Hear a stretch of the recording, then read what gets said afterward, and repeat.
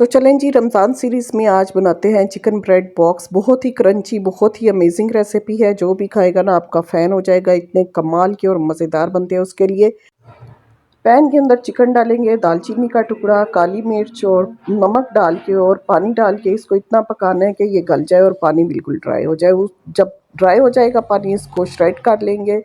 Pan के अंदर हमने बटर डाला है, फ्लोर डाला है, इसको भून लेंगे अच्छे से। उसके बाद दूध डालेंगे, पानी डालेंगे, नमक, काली मिर्च और मस्टर्ड पेस्ट डाल के इसको अच्छा सा गाढ़ा कर लेना है। जब ये गाढ़ा हो जाए उसमें श्रेडेड चिकन डाल देना है हमने, हरा धनिया डालेंगे, मिक्स करेंगे। उसके बाद जी ऑरिगेनो लीव्स डालेंगे। मिक्सचर हमारा रेडी हो गया। ब्रेड स्लाइसेस लेंगे, एजिस को हमने रिमूव कर लेना है और जो बैटर बना के रखा है इसके ऊपर डाल देंगे, ब्रेड के ऊपर, और सैंडविच बना लेंगे। सैंडविच को 4 हिस्सों में कट कर लेंगे।